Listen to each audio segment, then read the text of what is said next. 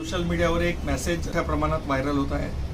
तो मेसेज म्हणजे असा की ज्या अनुसूचित जातीच्या विद्यार्थ्यांना 90%च्या वर पर्सेंटेज मिळाले असेल तर त्या विद्यार्थ्यांना AEE व नीट समाज कल्याण विभागातर्फे 2 लाखाची शिष्यवृत्ती देण्यात येईल। मुळात हा जो मेसेज जो स्प्रेड करण्यात येत आहे हा अत्यंत चुकीचा आहे।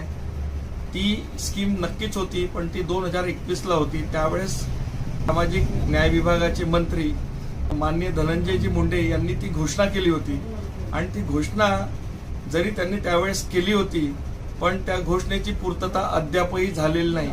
त्यावेळेस जवळपास 4,500 विद्यार्थ्यांनी या योजनेकरता फॉर्म भरले होते आणि त्यापैकी 3,500 विद्यार्थ्यांची निवड करण्यात आली होती। पण निवड झालेल्या 3,500 विद्यार्थ्यांना अद्यापही एकही रुपया देण्यात आलेला नाही। त्याचबरोबर आम्ही जेव्हा त्या विषयाचा फॉलोअप घेतला तर त्यावेळेस फक्त 200 विद्यार्थ्यांना त्याचा लाभ देण्यात येणार असे 2023 ला माननीय सचिव यांच्याद्वारे कळवण्यात आले होते। पण 2023 लोटूनही त्या 200 कोणत्याही विद्यार्थ्याला अद्यापही लाभ देण्यात आलेला नाही। म्हणून संबंधित योजना ही अत्यंत चुकीची आहे आणि याबाबत प्रचार प्रसार माध्यमावर करू नये अशी मी विनंती करतो।